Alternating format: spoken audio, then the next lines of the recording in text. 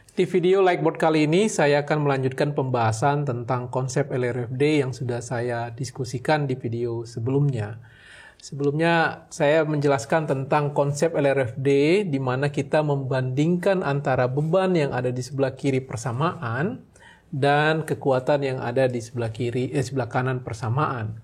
Di sebelah kanan, itu ada kekuatan nominal yaitu Rn, ya.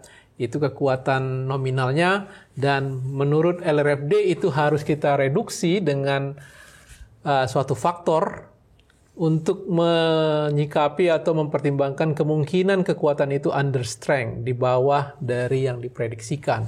Jadi kekuatan nominal kalau dikalikan dengan faktor reduksi kekuatan V itu menjadi kekuatan rencana.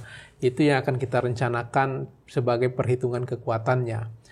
Dan di satu sisi yang lain, beban itu tidak hanya satu jenis yang kita pertimbangkan, seperti sudah saya sampaikan di video sebelumnya.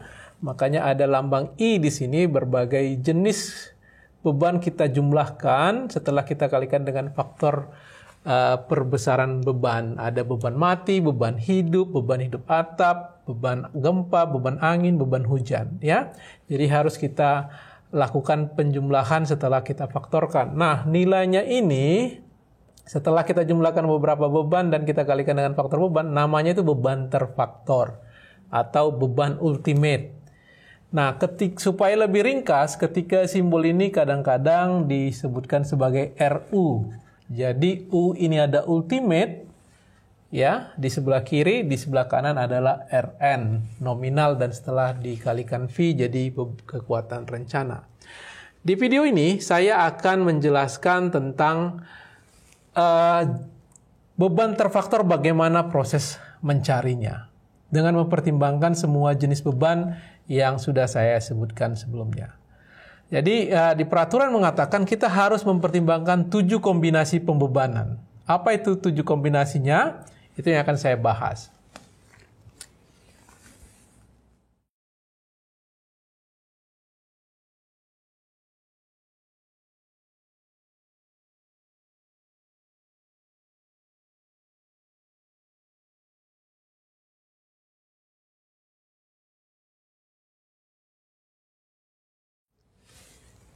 Oke, ini dia 7 kombinasi pembebanan yang harus kita pertimbangkan dalam menghitung berapa sih nilai RU ini, berapa sih beban terfaktor. Jadi kombinasi yang pertama adalah 1,4D. Jadi kalau kita punya beban mati, kombinasi pertama adalah nilainya diperbesar sebesar 40%, sehingga 1,4D. Ini kemudian kombinasi yang kedua, itu mempertimbangkan tidak hanya beban mati saja, tapi ada faktor beban hidup yang nilainya juga lebih besar dari 1, dan ada beban hidup pada atap atau beban hujan. Jadi kalau ada atau, berarti death tambah life tambah hujan, itu kombinasi 2A mungkin kita sebutkan. Kombinasi 2B adalah 1,2D tambah 1,6L tambah 0,5R atau beban hujan. Kemudian kombinasi ketiga, demikian juga, 3 itu juga lebih banyak lagi. 3A bisa menggunakan LR, 3B menggunakan R, 3C menggunakan L, salah satu dari sini, dan 3D menggunakan 0,5W. Demikian selanjutnya, ini di kombinasi keempat, kombinasi kelima, 6, dan 7. Ya, jadi di sini saya sedikit mau menjelaskan lebih detail kenapa di sini 1,4D faktor bebannya lebih besar dibandingkan dengan yang lain, ya. Ini 1,4D selebihnya 1,2D. Jadi kombinasi yang pertama itu untuk mempertimbangkan pada fase ketika bangunan itu masih proses konstruksi, di mana beban-beban yang lain belum ada, beban hidup dan beban-beban yang lainnya belum ada. Jadi hanya beban mati saja. Dan kita tahu pada saat konstruksi, variasi beban itu akan sangat tinggi karena ada peralatan, ada material yang mungkin membebani bangunan kita, sehingga overload-nya itu bisa saja lebih besar. Sehingga kita harus mempertimbangkan dia lebih besar faktor bebannya. Selebihnya 2, 3, 4, dan 5 Ini ketika beban mati itu sudah atau bangunan itu sudah pada fase penggunaan. Jadi tetap juga harus kita perhitungkan faktor kelebihan beban. Nah, hal yang lain yang ingin saya jelaskan di sini supaya tidak membingungkan. Tadi di awal di video sebelumnya saya sebutkan faktor beban itu biasanya lebih besar dari 1. Kenapa di sini dia justru lebih kecil dari 1? Ini dengan asumsi bahwa pada kombinasi ke-6 dan kombinasi ke-7 itu yang utamanya adalah anginnya.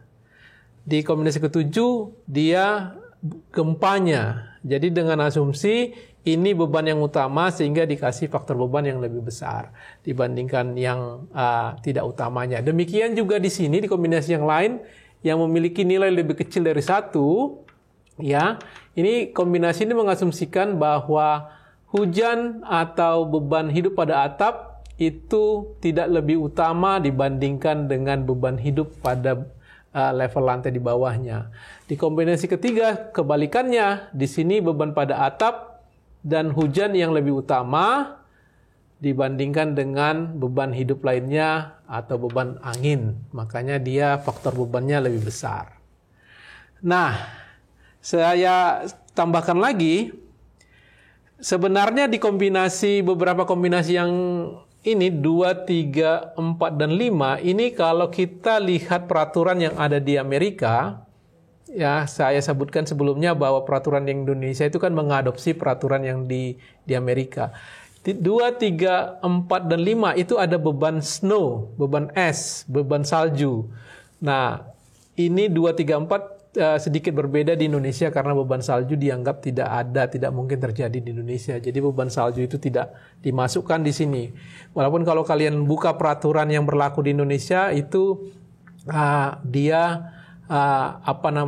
ada beban saljunya.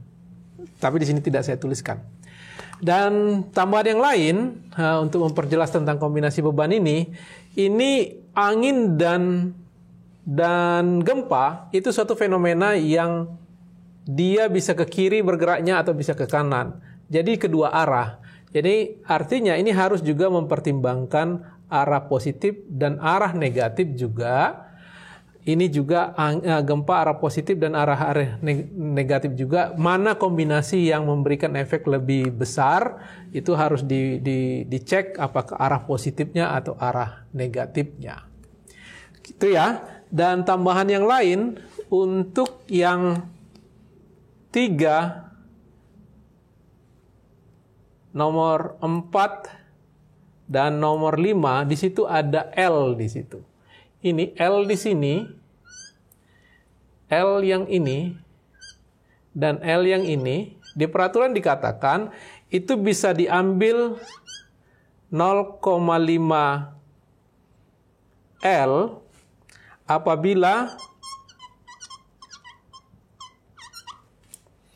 itu beban L-nya itu lebih besar dari 100, kalau satuan Amerika pound square foot, kalau beban di Indonesia itu 5 kilopascal atau 5 kilonewton per meter persegi. Ya, itu bisa diperbolehkan. Yang ini nilai yang ini bisa 0,5 L, 0,5 L dan 0,5 L ini apabila nilai L-nya lebih besar dari 100 PSF pound square foot atau 5 kPa kilonewton per meter persegi. Kalau tidak demikian bisa diambil 1 ya. Oke, itu yang di sisi sebelah kiri ya. Jadi kita nanti akan menghitung dari 7 konfigurasi atau kombinasi pembebanan ini, mana yang paling besar. Itulah yang kita ambil sebagai bebannya, RU-nya, beban ultimate-nya. Ya. Oke, sekarang kita pindah ke sebelah kanannya di sini. Bagaimana menghitung kekuatan nominal? Ya. Itu yang akan kita pelajari di video-video dan pembelajaran selanjutnya, mencari kekuatan nominal setiap komponen yang ada di struktur baja. Jadi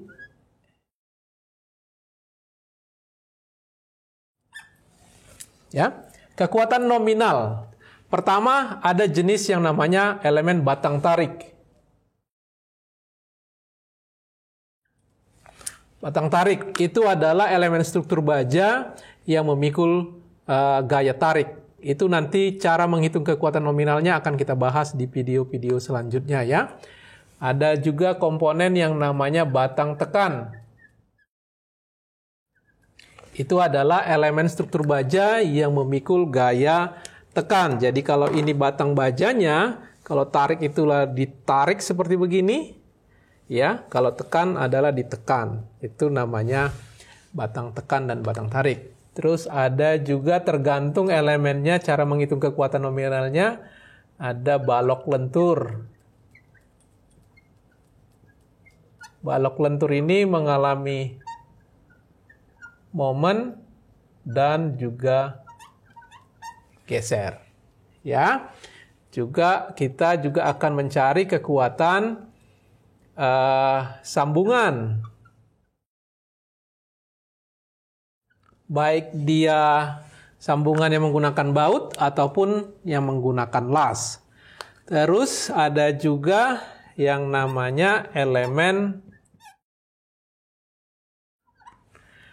balok kolom. Ya, elemen balok kolom ini adalah perpaduan antara balok dan kolom dengan batang tekan. Nah, cara-cara menghitung kekuatan nominal ini itu sudah dijelaskan dengan rinci di peraturan baja kita, batang tarik, batang tekan, balok lentur sampai sambungan semuanya. Di sini coba saya sampaikan untuk batang tarik itu di bab B dan di bab D di peraturan kita dibahas tentang batang tarik. Kemudian batang tekan itu di bab B dan E. Kalau untuk lentur itu ada di bab F dan bab G. Sambungan itu di bab J. Kalau elemen balok kolom ini di bab H. Itu nanti yang akan kita bahas satu persatu. Masing-masing ini bagaimana cara menghitung kekuatan batang tarik, batang tekan, balok lentur, sambungan, elemen balok kolom, dan seterusnya, dan seterusnya. Nah, kalau kita buka di peraturan itu di masing-masing bab, itu akan kita peroleh informasinya, faktor reduksi kekuatan ini. Kalau kita sudah tahu menghitung kekuatan nominal, kita akan mereduksinya, dan nilainya, ini untuk keseluruhan ini, nanti detailnya akan saya sampaikan ketika kita membahas materinya masing-masing. Nilainya itu antara 0,75 sampai 0,9. Atau dengan ungkapan lain, itu kekuatannya kita reduksi 25% paling maksimal, atau ada juga yang 0,9. Biasanya yang 0,75 ini untuk kekuatan-kekuatan batas atau kegagalan yang melibatkan fraktur. Ya. Untuk yang melibatkan misalkan leleh atau buckling, nanti akan kita bahas di masing-masing topik, itu biasanya faktor reduksinya tidak terlalu besar, 0,9. Jadi itu tentang kombinasi beban dan kekuatan rencana. Jadi LRFD mengatakan apapun kombinasinya, jangan pernah sampai dia lebih besar bebannya daripada kekuatannya. Jadi kalau kita kembali ke grafik yang saya sudah sampaikan di video sebelumnya, itu ada kemungkinan desain itu berada di zona ini. Ini zona ini namanya zona kegagalan.